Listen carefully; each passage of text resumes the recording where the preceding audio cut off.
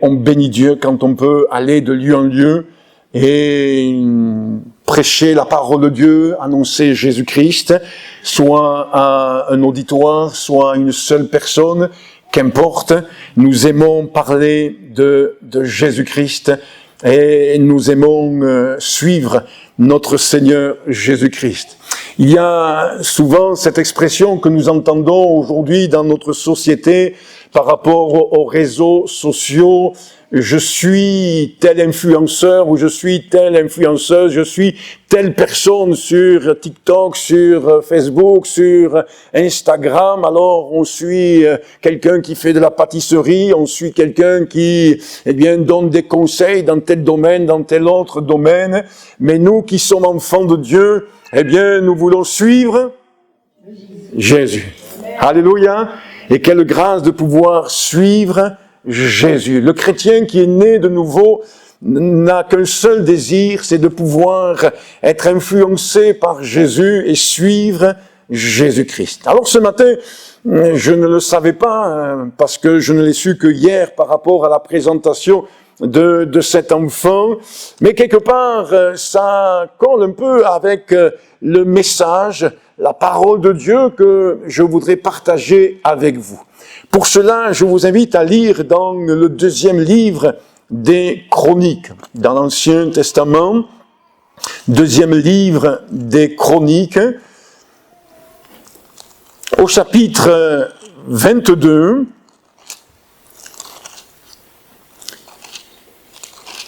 et nous lisons à partir du verset 10. Je vais, parce que le temps passe rapidement, écourter la lecture, mais je vous invite à lire en détail à votre domicile, donc de ce chapitre 22, verset 10, jusqu'à la fin du chapitre 24. Alors ça fait beaucoup, c'est pourquoi je ne vais pas tout lire, mais c'est sur cette référence que je m'appuie ce matin pour vous annoncer le conseil de Dieu et l'enseignement de notre Seigneur Jésus-Christ, je le crois.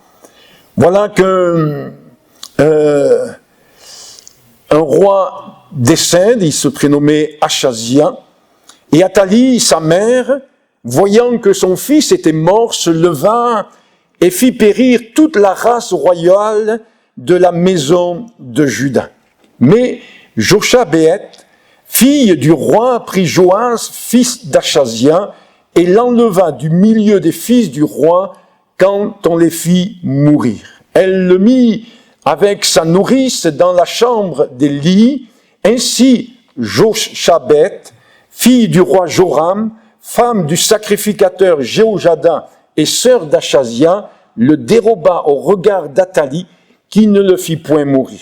Il resta 6 ans, caché avec eux dans la maison de Dieu, et c'était Athalie qui régnait dans le pays. Chapitre 23, verset 1. La 7e année, Jéhojada s'anima de courage et traita alliance avec les chefs de centaines, Azaria, etc., etc. Au verset 16, il est dit, ce même Jéhojada traita entre lui tout le peuple et le roi une alliance par laquelle il devait être le peuple de l'Éternel. Chapitre 24, verset 1, Joas avait 7 ans lorsqu'il devint roi et il régna 40 ans à Jérusalem. Sa mère s'appelait Tsibja de Beersheba. Et puis on va à la fin de ce chapitre, il nous est dit ceci au verset 14, lorsqu'ils eurent achevé, ils apportèrent devant le roi et devant Jéhojada le reste de l'argent, et l'on en fit des ustensiles pour la maison de l'Éternel, des ustensiles pour le service et pour les holocaustes, des coupes et d'autres ustensiles d'or et d'argent, et c'est là où je veux attirer votre attention aussi ce matin. Et pendant toute la vie de Jéhojada, on offrit continuellement des holocaustes dans la maison de l'Éternel. Jéhojada mourut âgé et rassasié de jours. Il avait à sa mort 130 ans. ce qui était pas mal à l'époque. On l'enterra dans la ville de David avec les rois parce qu'il avait fait du bien en Israël et à l'égard de Dieu et à l'égard de sa maison. Après la mort de Jéhoiada, les chefs de Juda vinrent se prosterner devant le roi. Alors, le roi les écouta et ils abandonnèrent la maison de l'Éternel, le Dieu de leur père, et ils servirent les Astartés et les idoles. Je voudrais ce matin m'entretenir avec vous sur ce personnage, Jéhoiada. Sauf qu'en étudiant au travers de ces 2 chapitres et un peu plus ce personnage, on découvre que non seulement il est sacrificateur, j'y reviendrai dans un instant, mais on découvre aussi qu'il a une épouse et que son épouse a été là courageuse à un moment donné de pouvoir mettre de côté, un enfant, qui lui aussi était malheureusement à cause de la violence, de sa grand-mère, puisque c'est une histoire très malheureuse, très triste, puisque c'est une histoire familiale, elle a pu, mettre de côté, cet enfant qui va devenir quelque temps plus tard, 7 ans plus tard, le roi de Juda. Oui, je vous invite donc à faire plus ample connaissance avec ce sacrificateur, parce que il va avoir dans ce moment particulier, ce couple va avoir dans ce moment-là très particulier une attitude courageuse. Et nous savons aujourd'hui que nous avons besoin, quand nous sommes dans la foi, quand nous voulons marcher avec Jésus, quand nous voulons demeurer dans le salut, nous avons besoin de courage. Et la première chose que j'ai retenue, qui m'a amené pendant ces dernières semaines à méditer pour cette prédication sur ces versets, c'est ce que nous avons lu au verset 1 du chapitre 23, où il nous est dit que Jéhoiada s'anima de courage. Il a été animé, il s'est animé de courage. Je ne sais pas si on peut dire cela, mais il s'est pris par le col de la chemise, il s'est fait violence, il s'est dit non, il faut dans cette situation être courageux, vaillant, il n'a pas voulu se laisser abattre, il n'a pas voulu se laisser déstabiliser par ce qu'il voyait, par cette violence, etc. Non, il a voulu que la parole de Dieu s'accomplisse, il a voulu, et j'y viendrai un peu plus tard, il a voulu que le plan de Dieu s'accomplisse. La volonté de Dieu s'accomplisse. Le verset clé, si on peut parler ainsi ce matin de ce message, nous l'avons lu au verset 16 du chapitre 24. Il nous est dit, il avait fait du bien en Israël et à l'égard de Dieu et à l'égard de sa maison. Quel témoignage! Quel témoignage! Il s'en dit des choses quand quelqu'un meurt. D'abord, on dit « oh, le pauvre ». Bon, mais il s'en dit des choses. Eh bien, quand Jéhoiada est mort, il s'est dit quelque chose de glorieux. Il s'est dit quelque chose de magnifique. Dans la parole de vie, c'est traduit de la manière suivante. Il a toujours bien agi pour le peuple d'Israël en l'honneur de Dieu et de son temple. Quel témoignage! Quel témoignage! Alors, Jéhoiada, son nom est encourageant à considérer ce matin, pour chacun d'entre nous. Parce que son nom signifie « l'Éternel sait ». L'Éternel connaît. Et plus particulièrement, cela nous amène à considérer que dans ce savoir et cette connaissance de Dieu, l'Éternel a soin. Ce n'est pas simplement le fait que Dieu sait, connaît, on va dire d'une manière cérébrale, intellectuelle, mais parce qu'il sait, parce qu'il connaît, il prend soin. Et si nous voulons faire un rappel de certaines choses de l'Évangile, nous pourrions nous rappeler que Jésus lui-même va dire ceci, votre Père sait de quoi vous avez besoin. Et dans tout ce passage du Sermon sur la montagne, Jésus montre que Dieu, notre Père, non seulement il sait, mais il œuvre, il agit. Et Jéhojada, est animé de ce sentiment, est animé de cette réalité. Ce qui nous amène à peut-être rapidement se rappeler les uns et les autres ce matin, ce qui est écrit dans le psaume 139.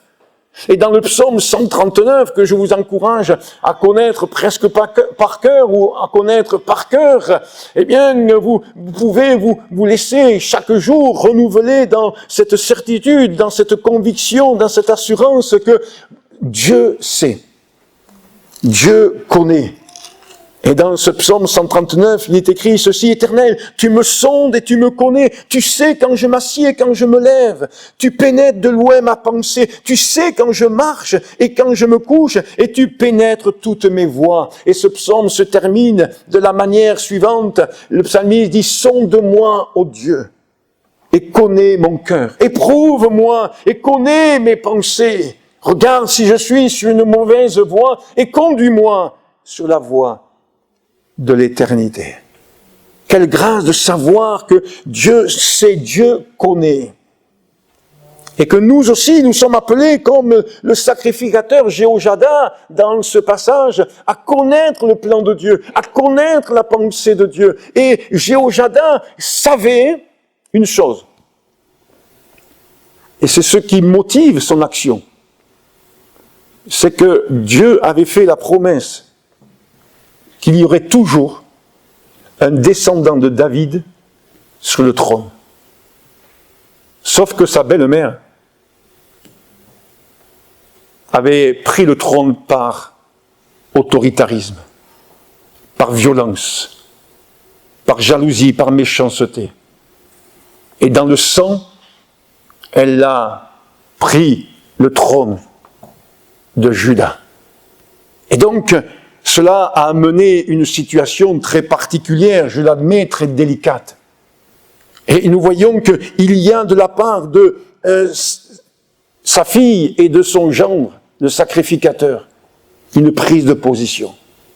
C'est pas évident de prendre position, des fois dans la famille.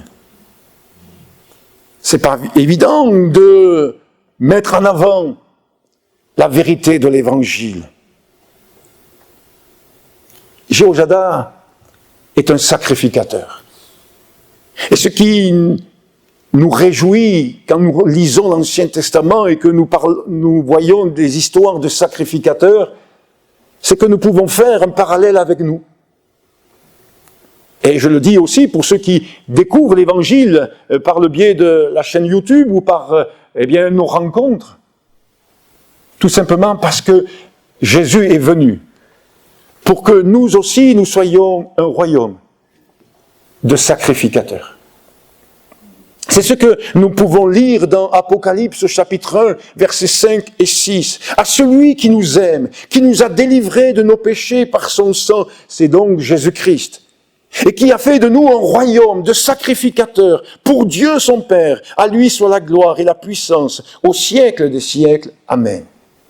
Lorsque nous sommes enfants de Dieu, lorsque nous sommes nés de nouveau, lorsque nous avons accepté Christ, alors nous avons cette position, je dirais, sur le plan spirituel, pas sur le plan, on va dire, organisation, mais sur le plan spirituel, nous avons cette position de sacrificateur, c'est-à-dire une personne qui peut, s'approcher de Dieu parce que il en a l'autorisation, il en a la possibilité, parce que il en est, pour cela, il a reçu l'onction, et parce que, oui, le souverain sacrificateur Jésus a tout accompli pour que nous puissions entrer dans la sainte présence de Jésus. Parce que le sacrificateur, c'est celui qui rentre dans la présence de Dieu. Le sacrificateur, c'est celui qui offre des sacrifices, et j'en parlerai dans un instant. Quelle grâce de pouvoir considérer cela. Jéhoïada n'est pas n'importe qui, il est sacrificateur. Donc, il considère qu'il est revêtu d'une mission. Comme chacun d'entre nous qui sommes engagés par les eaux du baptême avec Jésus, qui avons pris position pour Jésus, qui avons décidé de suivre Jésus, eh bien, nous sentons responsables. Et la grâce de Dieu fait que Jéhoïada n'est pas seul, mais il est bien accompagné. Il est accompagné par une femme dont j'ai du mal à prononcer son prénom. Je l'ai écorché dans la lecture tout à l'heure. Alors je dirais la femme de Jéhoïada, c'est plus facile que de dire Joshabéat ou Joshabet. Mais le prénom de cette femme signifie l'Éternel a juré, ou l'Éternel est son serment. Qu'est-ce que nous pouvons retenir de la signification du prénom de cette femme dans le contexte que j'ai présenté courtement? Eh bien, c'est que pour cette femme, ce que Dieu a établi doit s'accomplir. Et que tout ce qui peut se mettre en travers du plan de Dieu, du projet de Dieu, doit être enlevé, ôté. Au-delà des sentiments. Et nous savons aujourd'hui que dans la dimension de la foi, nous savons et nous percevons aujourd'hui facilement que dans la dimension de la marche chrétienne, très souvent les sentiments prennent le dessus à l'engagement. Les sentiments et les émotions et des fois les sentiments qui sont tout à fait normaux. Et la parole de Dieu nous invite à avoir des sentiments. J'ai prêché il y a quelques mois en arrière sur quelle sorte de sentiments nous voulons avoir et Dieu veut que nous ayons. Mais cette femme, elle a caché le petit Joas afin qu'Athalie ne le fasse pas périr. Elle s'oppose donc à sa mère puisque le texte biblique, peut-être vous ne l'avez pas perçu dans la lecture, mais le texte biblique que nous avons lu dit qu'elle est la sœur d'Achazia, fils d'Athalie. Et donc elle prend son neveu et le cache à sa grand-mère. On peut imaginer l'ambiance de la famille. Et Jésus le dit des fois. Je veux pas noircir le tableau négatif. Mais Jésus le dit dans son enseignement, il dit qu'à cause de la foi, il peut y avoir une opposition entre la mère et les enfants, entre la belle-mère et ceci, etc. D'où peut-être la manière d'être très péjoratif sur les belles-mères. Mais il parle aussi des beaux-pères. Qu'importe la place dans la famille, mais des fois ça peut amener quelques incompréhensions. Alors, ce couple, eh bien, de sacrificateurs va avoir une action extraordinaire. Et quelle bénédiction, puisque à la fin de sa vie, eh bien, les gens disent qu'il a fait du bien. Cette femme est une femme engagée, une femme qui, je le résumerai autrement, en disant qu'elle veut que la promesse de Dieu s'accomplisse. Et je crois que tout chrétien que nous sommes, femmes ou hommes, nous désirons que la promesse de Dieu s'accomplisse. Que l'œuvre de Dieu se manifeste. Elle veut, cette femme, que le serment de Dieu fait à sa famille ne soit pas rompu par le mal. C'est important de pouvoir considérer cela. Elle se sent concernée par la bénédiction que Dieu a promis, que Dieu a donné à David, un de ses ancêtres. Et elle ne veut pas que, eh bien, cette bénédiction soit enlevée, soit ôtée. Nous voulons être de ces hommes, et permettez-moi de dire aussi ces hommes, mais de ces femmes qui, eh bien, sont animés de ce sentiment, et qui, eh bien, recherchons que la promesse de Dieu s'accomplisse. Pour nos familles, pour nos biens, naître pour nos bien-aimés, pardon, et pour que la gloire de Dieu se révèle. Elle est là dans cette détermination. Si tout à l'heure je l'ai dit par rapport à son mari, permettez-moi, même si le texte ne le dit pas d'une manière très nette et précise, mais on le comprend dans le contexte, oui, cette femme, elle aussi, s'est animée de courage. Elle fut animée de courage.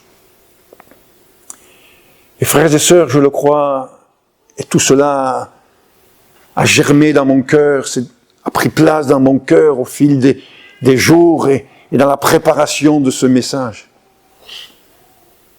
Combien l'Église de Jésus-Christ aujourd'hui a besoin d'être animée de courage. Et pas simplement l'Église où nos frères et sœurs sont persécutés, mais quel que soit le contexte, la situation dans laquelle nous pouvons vivre les uns les autres et dans laquelle l'Église de Jésus-Christ peut vivre, nous devons, comme Jéhoiada et comme sa femme, être animés de courage. Oui, le serment de Dieu était qu'il y ait toujours un descendant de David sur le trône de Juda. Et cette femme n'a pas voulu que ça soit stoppé. Combien nous aussi, en tant que chrétiens, en tant que sacrificateurs, nous voulons, être de ceux qui ne voulons pas que la bénédiction de Dieu se tarisse. Que la grâce de Dieu s'arrête. Que l'œuvre de l'Esprit soit bloquée. Que la parole de Dieu ne soit plus répandue. Nous voulons que les choses se poursuivent. Et c'est ce que Jéhoiada et sa femme ont désiré. Et je le résume encore de cette manière-là. Ils ont voulu que ce que Dieu avait annoncé puisse se poursuivre. Ce qui m'amène à poser une question. Est-ce que je veux que l'œuvre de Dieu dans ma vie se poursuive? Est-ce que je veux que l'œuvre de Dieu dans mon foyer, si je suis en foyer, se poursuive? Est-ce que je veux que l'œuvre de Dieu, comme on l'a dit tout à l'heure par la présentation du bébé, se poursuive dans la famille? Parce que du temps de Timothée, oui, l'œuvre de Dieu s'est poursuivie. Il y a eu la grand-mère, puis après il y a eu la mère, et puis après il y a eu Timothée. Et nous ne voulons pas simplement que dans nos familles il y ait une seule génération de convertis. Nous ne voulons pas que dans nos familles il y ait simplement la génération des grands-parents ou des parents ou de nous-mêmes qui soyons convertis, mais nous voulons que toutes les générations. Et nous voulons que cette génération de TikTok et des réseaux sociaux et de ceci et de cela soit influencée par la parole de Dieu et soit aussi à Christ. Au-delà de tout ce que l'on peut chercher à leur enseigner ou à leur inculquer, d'une manière ou d'une autre. Alors, je vais encore rester sur cette dynamique de Jéhoiada qui s'anima de courage. Et de se poser la question, si vous le permettez, qu'est-ce qui nous anime? C'est vrai qu'il faut des fois être animé de courage. Pour bien des choses. Et je ne parle pas simplement par rapport au contexte que nous avons lu tout à l'heure. Et combien il faut s'animer de courage pour se maintenir dans la prière, dans le combat spirituel. Je disais à mon épouse ce matin, c'est plus facile de rester sous la couette que de se lever ces jours-ci. Parce qu'avec la fraîcheur qui est venue, ça nous surprend un petit peu. Et oui. J'étais dans un hameau, là, cette semaine, de la région, et je repassais dans ce hameau, il y a à peu près, je sais pas moi, une dizaine de maisons, et il y a quelques semaines en arrière, j'avais distribué dans chacune des boîtes aux lettres un évangile. Et justement, il y a un monsieur qui sort avec son chien. Et je me dis, mais tiens, je pourrais lui demander s'il a bien eu dans sa boîte aux lettres l'évangile. Et puis, je vais vous dire ce qui s'est passé dans ma tête. Je dis, oh, c'est bon, tu as fait ton travail l'autre jour. Et puis, non, j'ai fait marche arrière. Enfin, je me refais marche arrière. À pied, c'est facile. Hein. Et je m'adresse à lui. Je dis, bonjour monsieur. Justement, je voudrais savoir si, dans votre boîte aux lettres, l'autre jour, il n'y a pas eu un évangile, un traité évangélique, etc. Je dis, parce que on a fait une distribution, quand ça m'arrange, je dis on. On a fait une distribution et je voudrais constater si ça a vraiment été bien fait, quoi. Et alors, il me dit, oui, c'est vrai, il y a eu quelque chose. Bon. Et alors, on a discuté un petit peu. Et je dis, parce que c'est important encore aujourd'hui de lire l'évangile de Jésus-Christ. Mais quand on réfléchit, et je continuais ensuite, et je réfléchissais, je me dis, c'est vrai qu'on a besoin d'être animé de courage en permanence. Et ce Jéhojada, il m'a interpellé. Il m'a interpellé. Combien parfois on peut dire, Seigneur, allez, aujourd'hui, un peu de repos, hein, un peu de répit. Allez, je lirai la Bible demain, ou je prierai demain. Mais il y a des fois les occasions que Dieu nous donne aujourd'hui, et demain, elles ne seront plus là. Et nous avons besoin vraiment de considérer cela. Bien sûr, la dimension de courage dans la Bible, elle est associée à la dimension de vaillance. Et il y a de nombreux versets dans la Bible qui nous appellent à être des vaillants héros. Une traduction dit « il prit courage ». En d'autres termes, il décide d'agir. Il ne reste pas dans la passivité. Il ne se laisse pas endormir par la situation. Et ça m'a fait penser à ces vierges. Les sages et les folles. Parce que des fois, on n'accable que les folles, mais les sages aussi, elles se sont endormies. Hein. Le temps passe. Elles attendaient l'époux. Mais le temps passant, elles se sont toutes endormies. Et c'est vrai que nous pourrions facilement nous endormir. Je ne sais pas si c'est sur nos lauriers ou sur autre chose, mais nous pourrions si facilement. Et nous avons besoin de dire, Seigneur, oui, éveille mon esprit.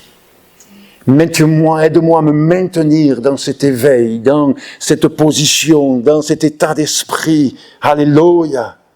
Oh, peut-être, et c'est là aussi le but de la prédication ce matin, je le crois, c'est d'encourager peut-être quelqu'un, même si ce n'est qu'une personne, peut-être qui a perdu courage. Et Dieu veut lui dire ce matin, ma fille, mon fils, toi aussi tu peux être tout à nouveau animé de courage. Tu peux être tout à nouveau ranimé dans ton courage. Tu peux tout à nouveau reprendre courage. Cela a voulu t'abattre, cela a voulu te déstabiliser, cela a voulu te troubler, cela a voulu t'arrêter, cela a voulu t'endormir, cela a voulu te faire lâcher la main du Seigneur. Mais ce matin, reprends courage. Dieu veut t'animer de ce courage. Pas être animé de choses négatives, mais de force, parce que dans le courage, il y a une force. Dans le courage, il y a un zèle. Dans le courage, il y a un enthousiasme. Dans le courage, il y a un élan. Dans le courage que Dieu nous donne, il y a, cette capacité à être comme David, qui n'a pas hésité à aller combattre contre le Goliath. Et dans le psaume 18, si ma mémoire est bonne, David va dire ceci, avec l'Éternel, je franchis les murailles. Waouh! Quel courage! Quelle hardiesse! Alors, il n'y a pas simplement cela chez Jéhojada, il y a aussi le fait qu'il nous est dit, on a lu très rapidement, il traita alliance. Il n'a pas souhaité que les choses se fassent à la va-vite comme cela. Sortir le petit enfant de sa cachette, l'amener, devant la foule, devant le pays, devant le peuple, et dire voilà, c'est lui le descendant, c'est lui le roi, etc. Non, il nous a dit ceci, et je veux simplement le souligner, il traita alliance.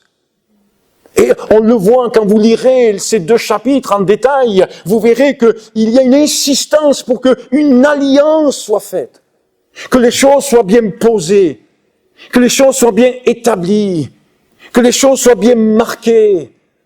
Et c'est précieux. Aujourd'hui, plus que hier, des fois on dit, eh bien, oui, mais les paroles c'est bien, mais les écrits, c'est important. Et quelque part, Dieu nous a établi une alliance qui a été écrite. Et l'alliance qui a été écrite, elle est là.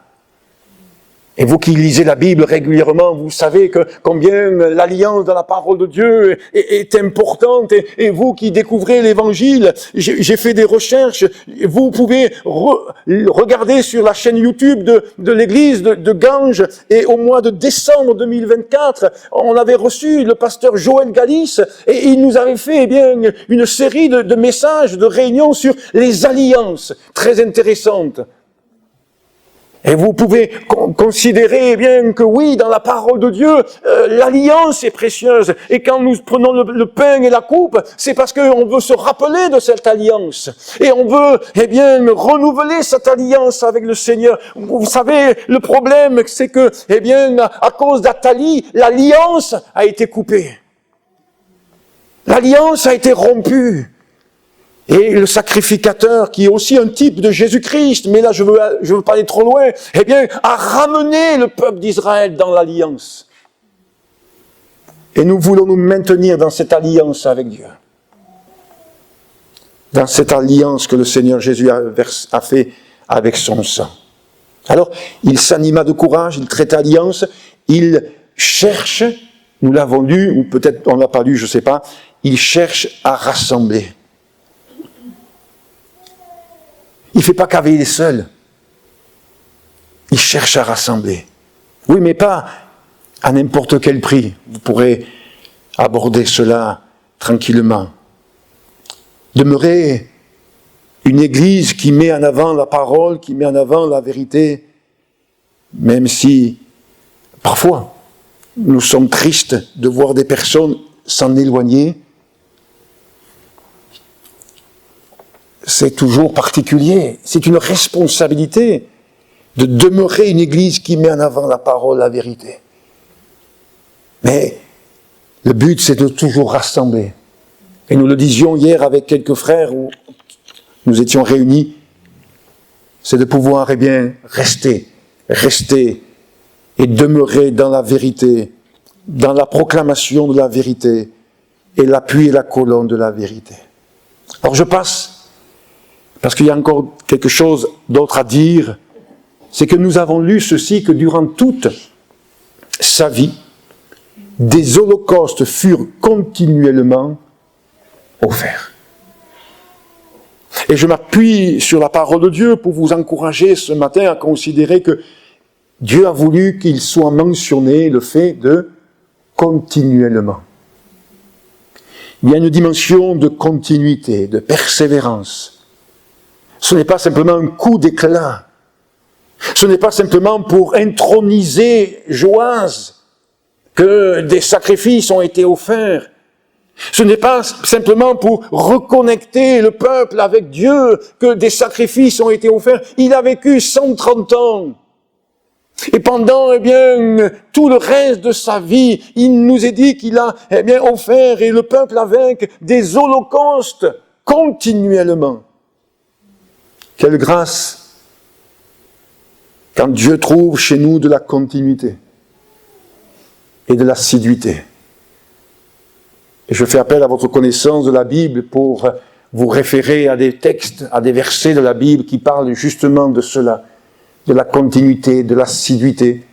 Les premiers chrétiens sont des témoignages de cela. Nous chantons parfois le numéro 221 dans le DPS, « Nous apportons dans ta maison un sacrifice de louange. » Nous apportons dans ta maison un sacrifice de louange. Ce matin, je disais aux frères et sœurs qui ont conduit la louange que nous ne devons en aucune manière, ce matin, nous laisser troubler par quoi que ce soit.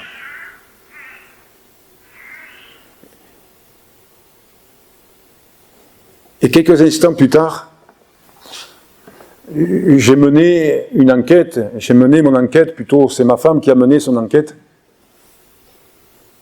sur un miroir qui a disparu dans le hall sanitaire des femmes. Alors, on a pensé dans un premier temps que peut-être en le nettoyant, il avait été cassé. Mais il s'avérerait. Alors ne poussez pas de « Ah !» Oh, non pas de haut, mais ah, ça alors. Bon, il s'avérerait que quelqu'un qui est venu cette semaine écouter l'évangile a trouvé que le miroir était joli et serait reparti avec. Ah, je vous avais dit de ne pas dire ah, hein.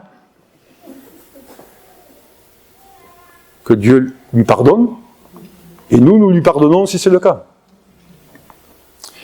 Et c'est troublé pendant quelques minutes, là. Et ça va vite, dans la tête, hein. Des fois, il faut mettre un bon coup de frein, hein.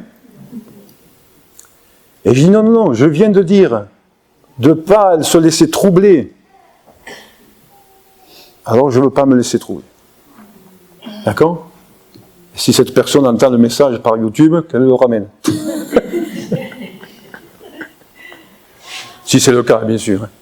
D'accord, je mets ça au conditionnel. Et oui, nous sommes appelés à apporter continuellement notre vie à Dieu, puisque notre vie est un sacrifice. Nous sommes sacrificateurs et nous sommes aussi un sacrifice pour Dieu. Alors, nous l'avons lu, il cherche à ce qu'Israël aussi soit le peuple de l'Éternel. C'est écrit. Vous le relirez, le temps passe. Et ce qui m'a amené à mettre en référence ce que nous trouvons dans Tite, au chapitre 2, verset 14, je vais vite vous le lire. Tite, chapitre 2, verset 14, puisque le Nouveau Testament nous encourage aussi à considérer cela, puisqu'il est dit ceci.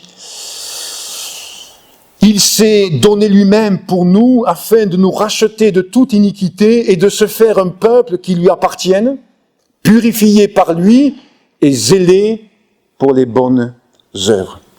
Alors, en concluant ce message, qui n'est autre que mon troisième point, mais je passe rapidement, nous avons lu, et je vous ai dit que c'était le verset clé, il avait fait du bien en Israël, à l'égard de Dieu et à l'égard de sa maison. Il avait bien agi.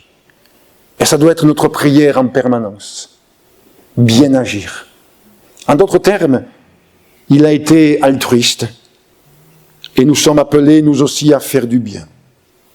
Faire du bien, c'est rejeter le mal, comme Jéhoiada et sa femme l'ont fait. Faire du bien, c'est connaître le plan de Dieu et chercher à l'accomplir. Faire du bien, c'est rentrer dans l'alliance de Dieu, comme ils ont cherché à le vivre. C'est pourquoi,